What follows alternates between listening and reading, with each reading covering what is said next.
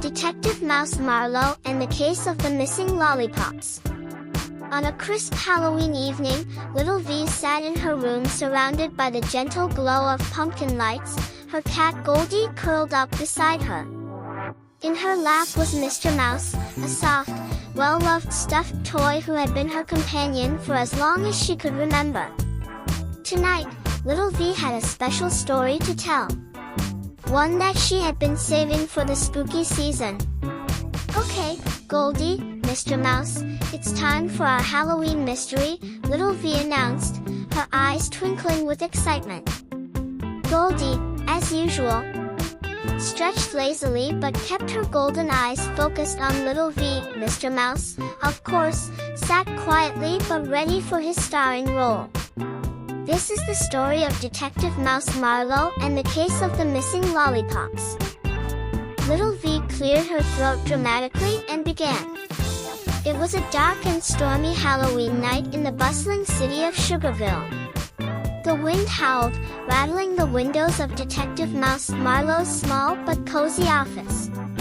Inside, the detective, a scruffy yet sharp mouse with a taste for ramen and a nose for mysteries, sat behind his desk, deep in thought. He was just about to close for the evening when the door creaked open. Ding-a-ling. In walked little V, her eyes wide with worry. She was clutching her trick-or-treat basket tightly, but something was clearly wrong. "Detective Marlowe, you have to help me. My lollipops, they're missing," she cried, holding up her empty basket. "I had at least 5 lollipops, and now, poof, they're gone."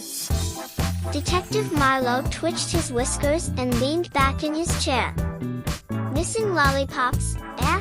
he said, his voice low and thoughtful. "Sounds like the work of a sneaky thief. But don't worry, little V. We'll crack this case. Right, Goldie?"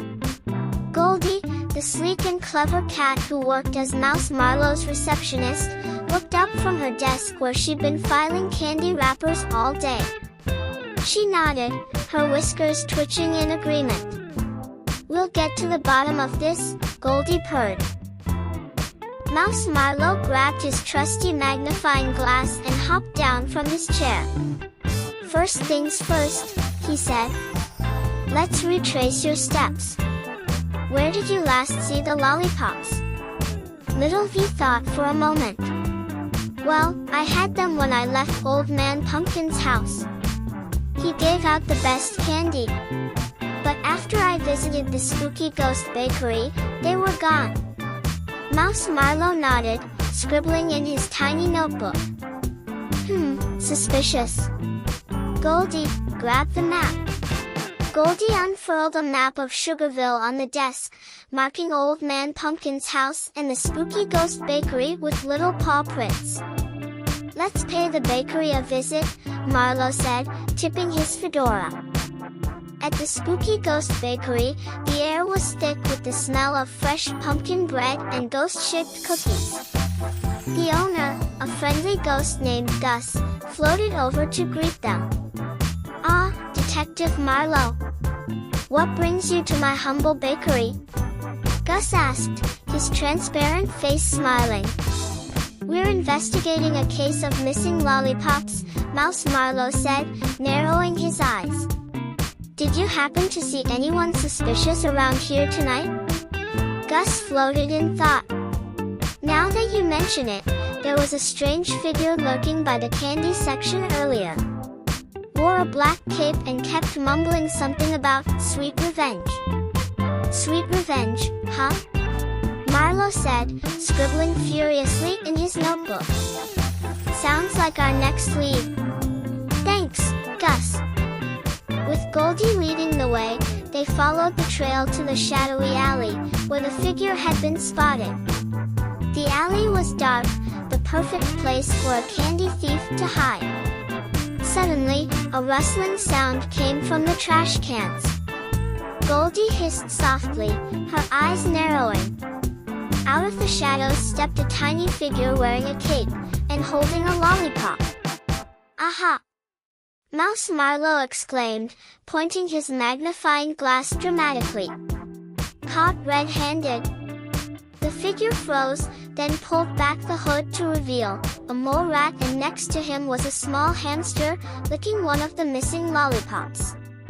"It's Mr. K and Ham-chan," Little V gasped. "But why did you take my lollipops?" Mr. K shuffled nervously, his eyes darting from the detective to Little V. We didn't mean to steal them, honest. We thought they were just lying around after you dropped them. We was going to return them, after a few licks." Ham-chan nodding in agreement, meaning. Mouse Marlowe also nodded, stroking his whiskers. "I see. A misunderstanding, then." Little V smiled. "It's okay, Mr. K and Ham-chan. I have plenty of candy. But next time, maybe just ask before you, borrow something." Mr. K nodded sheepishly and handed back the rest of the lollipops. Back at the detective's office, Little V, Goldie, and Mouse Marlowe celebrated another mystery solved. "All in a day's work," Marlowe said, kicking back in his chair with a satisfied smile. Goldie purred in agreement, her tail flicking contentedly.